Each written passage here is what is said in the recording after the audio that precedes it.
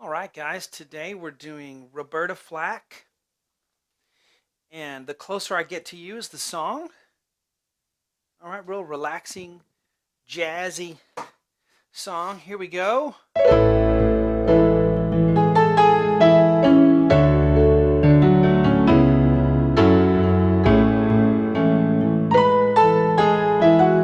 And so forth.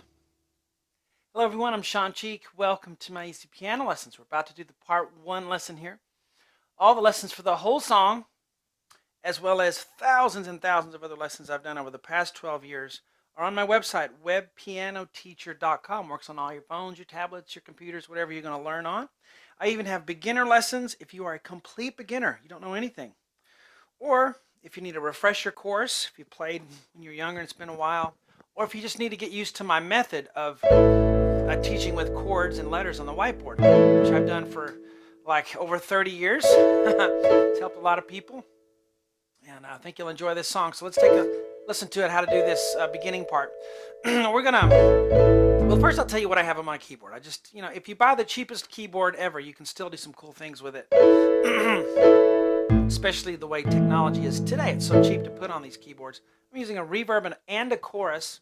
I'm layering the grand piano 1 sound with a vibraphone, and that gives me this kind of sound. And I just have a small little palette of patch sounds here, and I can layer them to get close to pretty much anything I want to, with just a cheap keyboard.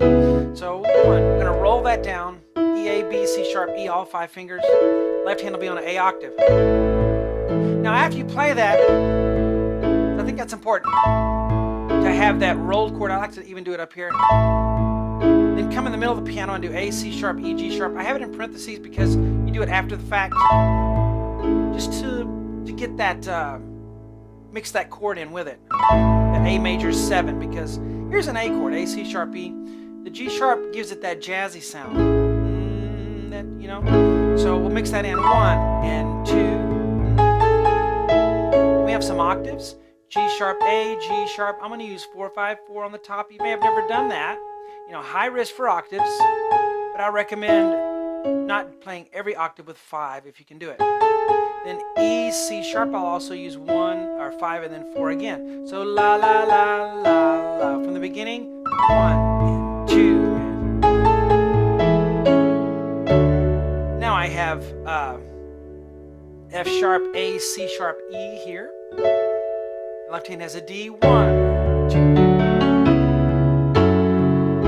So then I'll come in, F sharp, A, C sharp, dot, dot, dot, dot. I'll use 1, 2, 3. And then B, E, I'll use 2 and 5. Left hand goes to C sharp. And then F sharp, minor 7, F sharp on the left hand. C sharp, E, A on the right. I'm using 2, 3, 5 for that. So from the beginning, 1 and 2.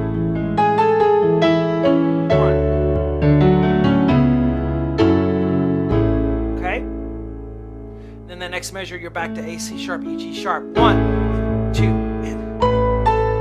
Now for that, we're doing the B octave.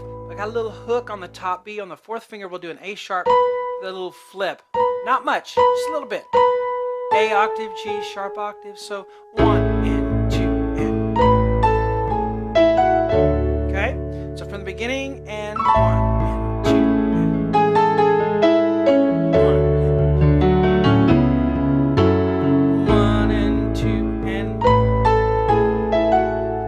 So there's your part 1 there. Kind of neat to play. If you have a keyboard, you can put a little light drum beat, a slow drum beat that matches the tempo of the song, and you can just play this chord progression over and over, and get some hot tea or coffee and just relax for an evening.